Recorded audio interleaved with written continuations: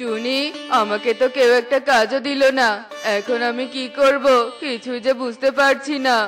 কি বলছো টোনা? তুমি কোনো কাজ পাওনি? ঘরে যে কোনো খাবার নেই, কাজ না করলে খাবার আসবে কোথা থেকে? টুকি তো একটু পরেই খাবার খেতে চাইবে, তখন আমি টুকিকে কি খেতে দিব বলো? টুনি, আমার কাছে খাবার নিয়ে আসার মতো কোনো টাকা নেই। আমি খাবার নিয়ে আসতে পারবো না। তুমি না হয় কোনো রকমে আজকের খাবারের ব্যবস্থা করে নাও। কি বলছো টোনা? আমি কোথা থেকে খাবারের ব্যবস্থা করব? বনে যে কোথাও কোনো খাবার নেই, এখন খাবার জোগাড় করা যে অনেক কঠিন কাজ। সেটা তো আমি জানি টুনি, কিন্তু কি করবে বলো? আমাদের অভাবের সংসার, একটু কষ্ট তো করতেই হবে। ঠিক আছে টোনা, আমি দেখছি কি করা যায়। তুমি টুকিকে দেখে রেখো কেমন? এ কথা বলে টুনি ঘরের বাইরে চলে যায় আর খাবার খুঁজতে থাকে, কিন্তু টুনি কোথাও কোনো খাবার খুঁজে পায় না। আমি তো কোথাও কোনো খাবার খুঁজে পেলাম না, এখন যে কি করি কিছুই তো বুঝতে পারছি না। এ কি টুনি পাখি, তুই এখানে কি করছিস?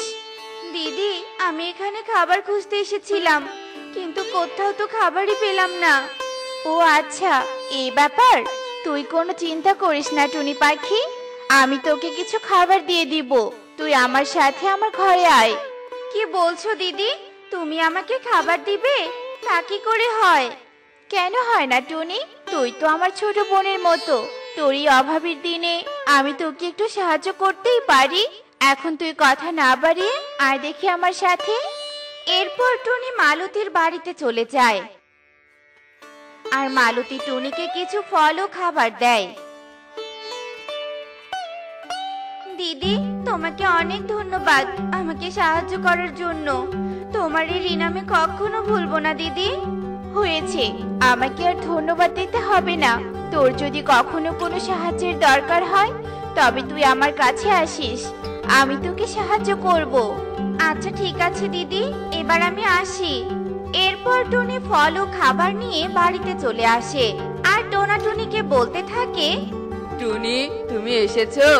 আমরা সেই কখন থেকে তোমার জন্য অপেক্ষা করছি। আমি ভেবেছিলাম তুমি কোনো খাবার পাওনি বলে তোমার দেরি হচ্ছে, কিন্তু এখন তো দেখছি তুমি অনেক খাবার এনেছো। এত খাবার তুমি কোথায় পেলে টুনি? টোনা, এত খাবার কি আমি জোগাড় করতে পারি বলো? এগুলো তো আমাকে মালতী দিদি দিয়েছে, না হলে তো আমাকে খালি হাতেই ঘরে ফিরতে হতো।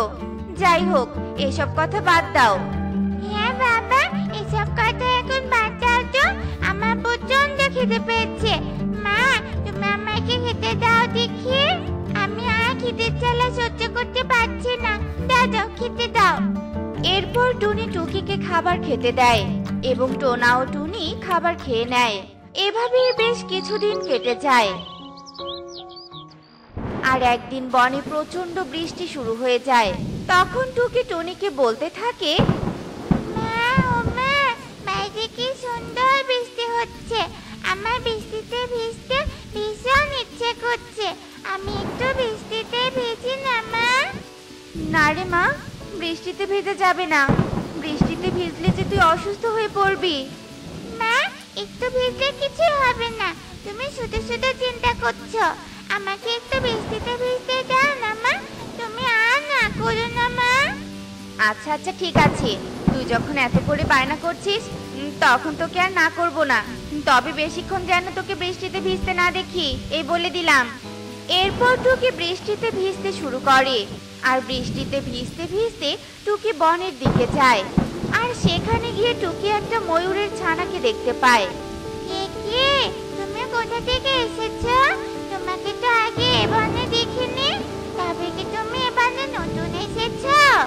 আমি না মধুসি, আমি এ বনে ঘুরতে এসেছিলাম, কিন্তু এখানে এসে আমি আমার বাড়ির পথ হারিয়ে ফেলেছি, তাই আমি বাড়িতে যেতে পারছি না।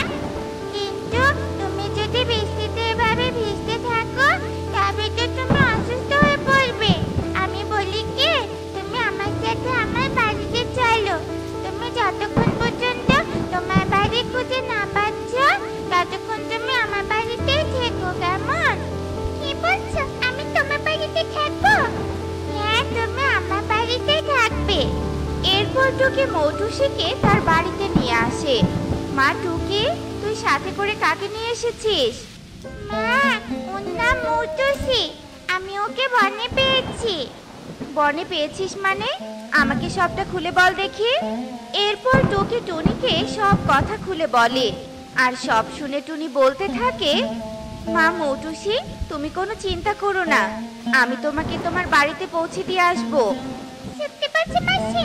তুমি আমাকে আমার বাড়িতে পৌঁছে দিয়ে আসবে? হ্যাঁ, আমি সত্যি বলছি।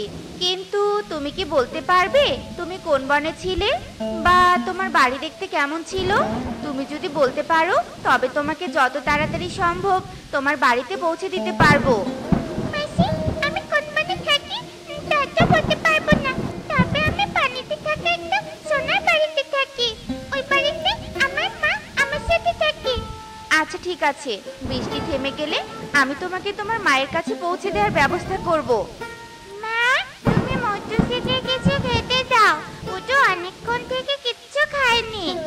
হ্যাঁ রে মা, আমি তোদের দুজনকে খাবার খেতে দিচ্ছি। এ কথা বলে টুনি টুকি ও মৌটুসির জন্য খাবার নিয়ে আসে আর মৌটুসিকে বলতে থাকে, মা মৌটুসি, আমি আজ ডাল ভাত রান্না করেছি, তুমি ডাল ভাত খেতে পারবে তো? আসলে আমরা গরিব পাখি, মাংস ভাত খাওয়ার সামর্থ্য আমাদের নেই। মাসি, আমি ডাল ভাত খেতে পারবো, আমার মাংস ভাত লাগবে না। তুমি যে আমাকে খেতে দিয়েছো এটাই তো অনেক মাসি। এ কথা বলে মৌটুসি খাবার খেতে শুরু করে। আর এভাবেই বেশ কিছুক্ষণ কেটে যায় আর বৃষ্টিও থেমে যায়। আর টুনি মৌটুসিকে নিয়ে পানিতে থাকা সোনার বাড়ি খুঁজতে বেরিয়ে পড়ে। আর অনেক খোঁজার পর টুনি পানিতে থাকা সোনার বাড়ি দেখতে পায়। মৌটুসি, দেখো তো পানিতে থাকা ওই সোনার বাড়িটা তোমাদের বাড়ি কিনা? হ্যাঁ মাসি, ওটাই আমার বাড়ি। আচ্ছা ঠিক আছে, চলো, আমি তোমাকে ওই সোনার বাড়িতে রেখে আসছি। আচ্ছা ঠিক আছে মাসি, চলো। এরপর টুনি মৌটুসিকে পানিতে থাকা সোনার বাড়িতে নিয়ে যায়। আর টুনি সোনার বাড়িতে প্রবেশ করে অবাক হয়ে যায়, কারণ সোনার বাড়ির ভিতরে সোনা দানা মণিমুক্ত দিয়ে একেবারে ভরা ছিল। তা দেখে টুনি বলতে থাকে, মৌটুসি, তুমি এই বাড়িতে থাকো? এই বাড়িতে তো সোনা দানা দিয়ে ভরা, তোমার তো কোনো কিছুর অভাব নেই দেখছি। হ্যাঁ মাসি, তুমি ঠিকই বলেছো, আমার কোনো কিছুর অভাব নেই। হ্যাঁ ঠিক আছে, এখন তো তুমি তোমার মায়ের কাছে পৌঁছে গেছো, এখন আমি আসি, তুমি ভালো থেকো। মা মৌটুসি, আমি তো তোদের কথা কিছু বুঝতে পারছি না। মা, আমি তোমাকে সবটা খুলে বলছি। এরপর মৌটুসি তার মা ময়ূরীকে সব কথা খুলে বলে। আর সব শুনে ময়ূরী বলতে থাকে, টুনিপন, তোমাকে অনেক ধন্যবাদ আমার মেয়েটাকে আমার কাছে ফিরিয়ে দেওয়ার জন্য। তোমার এই ঋণ আমি কখনো ভুলবো না। ঠিক আছে দিদি, আমাকে আর ধন্যবাদ দিতে হবে না, আমার দেরি হয়ে যাচ্ছে, আমাকে যে এবার ফিরতে হবে। টুনিপন, তুমি আমার এত বড় উপকার করলে, আর আমি তোমাকে খালি হাতে যেতে দেই কি করে বলো? দাঁড়াও, আমি তোমাকে কিছু স্বর্ণ মুদ্রা এনে দিচ্ছি। আমার কিছু লাগবে না দিদি, আমি তোমার মেয়েকে তোমার কাছে পৌঁছে দিতে পেরেছি, এতে আমি অনেক খুশি। সত্যি তোমার মতো ভালো পাখি আমি আর কখনো দেখিনি। আমার বাড়িতে এত সোনার দানা মণিমুক্ত দিয়ে ভরা, কিন্তু তোমার এসবের প্রতি কোনো লোভ নেই। তোমার এই ব্যবহারে আমি অনেক খুশি হয়েছি, তাই তোমাকে এখান থেকে কিছু স্বর্ণ মুদ্রা নিতেই হবে। এরপর ময়ূরী টুনিকে কিছু স্বর্ণ মুদ্রা দিয়ে দেয়। আর টুনি স্বর্ণ মুদ্রাগুলো নিয়ে বাড়িতে চলে আসে। আর স্বর্ণ মুদ্রা বিক্রি করে টুনি টোনাকে একটা জমি কিনে দেয়। আর সেই জমিতে টোনা সবজি চাষ করে। আর সবজি বিক্রি করে তারা সুখে দিন কাটাতে শুরু করে। দেখলে তো বন্ধুরা, সৎ পথে থাকলে সবাই তাকে ভালোবাসে। তাই আমাদের উচিত সৎ পথে চলা। এমনই সব মজার মজার শিক্ষণীয় টুনি পাখির গল্প পেতে আমাদের পাশে থেকো। আর গল্পটি কেমন হয়েছে তা কমেন্টে জানাতে ভুলো না কিন্তু। Bye bye.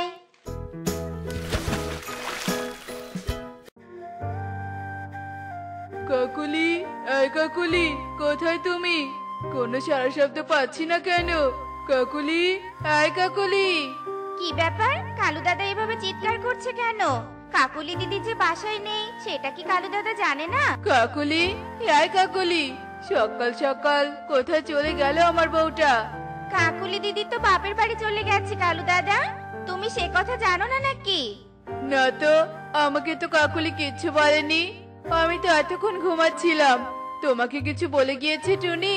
বলেছে তো, কাকুলি দিদি বাপের বাড়ি যাওয়ার সময় আমাকে বলেছে তুমি নাকি কোনো কাজকর্ম করো না, সারা দিন শুধু বসে শুয়ে থাকো। তাই কাকুলি দিদি বাপের বাড়িতে চলে গেছে। আমাকে তো আবার এটাও বলেছে তুমি যতদিন কাজকর্ম করবে না ততদিন আর বাসায় ফিরে আসবে না। কি মুসিবত! তবে কাকুলি এবার পণ করে ফেলেছে, আমাকে দিয়ে কাজ করিয়েই ছাড়বে। কিন্তু এখন আমাকে কাজ কে দিবে?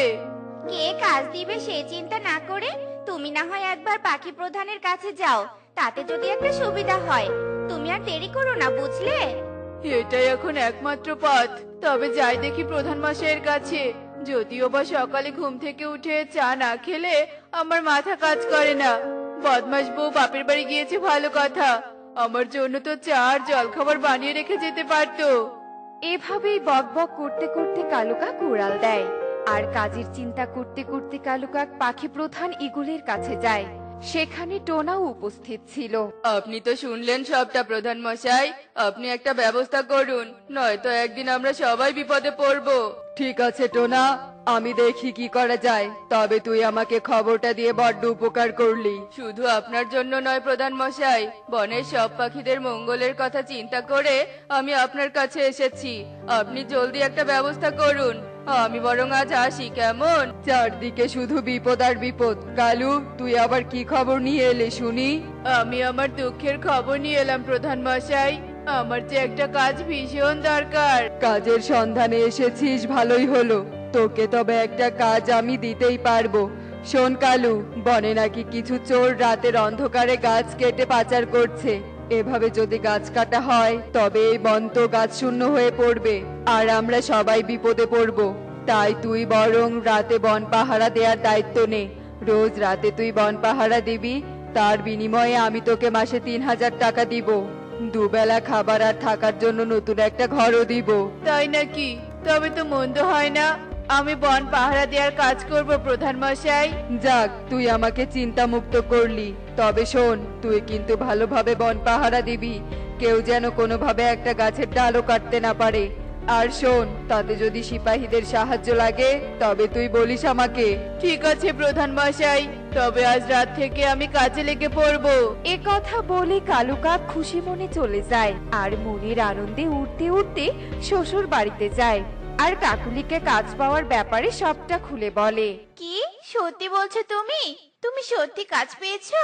শোনো, তবে কিন্তু একদম আলসেমি করবে না। না না বউ, একটু আলসেমি করব না। আলসেমি করলে কি আর প্রধান মশাইয়ের কাছে গিয়ে কাজ খুঁজে নেই? এখন আর অভিমান করে থেকো না বউ। চলো, আজ তোমাকে আমি নতুন বাড়িতে নিয়ে যাব। আর পুরাতন বাড়িতে থাকতে হবে না, প্রধান মশাইয়ের দেয়া নতুন বাড়িতে উঠবো। কালুর কথা শুনে কাকুলি কাক খুব খুশি হয় আর কালুর সাথে ফিরে যায়।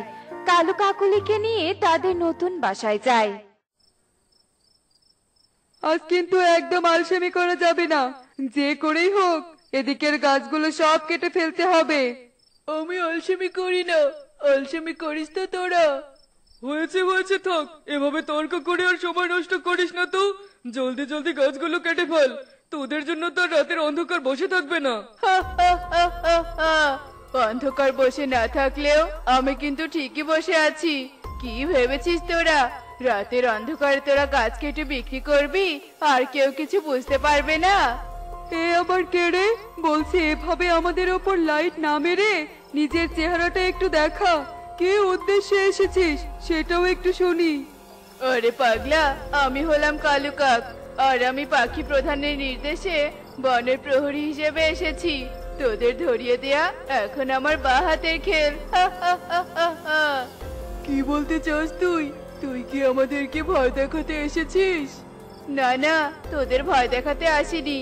আমি তো তোদের সাথে একটা চুক্তি করতে এসেছি। তোরা যদি আমার সাথে চুক্তিবদ্ধ হোস তবে আমি তোদের ব্যাপারে পাখি প্রধানকে কিচ্ছু বলবো না। বুঝতে পেরেছি আমি তোর কথা। প্রহরীর দায়িত্ব পালন করে টাকা রোজগার করবি, আবার আমাদের নিকট থেকেও টাকা রোজগার করবি, তাই তো? তা বল, তুই কত টাকা চাস? আমি কোনো টাকার অঙ্ক শোনাতে চাই না। আমি চাই তোরা এসব করে যে টাকা রোজগার করবি সেই টাকার 1/3 ভাগ আমাকে দিবি। সুযোগ বুঝে আমাদের রোজগারে ভাগ বসালি তো? তবে আমাদেরও একটা শর্ত আছে। আমরা যত গাছ কাটি না কেন এ ব্যাপারে যেন কেউ কিচ্ছু না জানতে পারে। কেউ কিছু জানবে না, তোরা গাছ কাট, আমি বরং বাসায় গিয়ে একটু ঘুমিয়ে নেই। তবে শোন, সূর্যের আলো বনে পৌঁছানোর আগেই যেন গাছ কাঠ, এমনকি তোদের ছায়াটাও এ বনে না থাকে। কালু কাক, পেঁচা, রাজু, টোনা আর কবুতরকে হুঁশিয়ার দিয়ে চলে যায় আর বাসায় গিয়ে ঘুমিয়ে পড়ে। এভাবে রাতের আধারে জমজমাট গাছ কাটা চলতে থাকে আর দিনে দিনে বনের গাছ কমতে থাকে।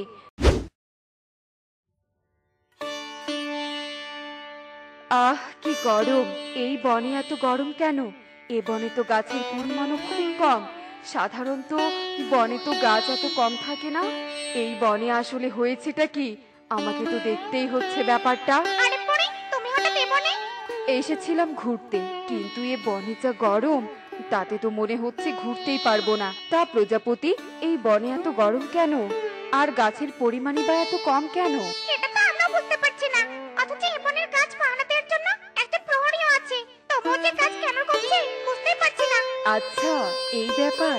তবে চিন্তা করো না প্রজাপতি, আমি দেখছি আসল ঘটনাটা কি।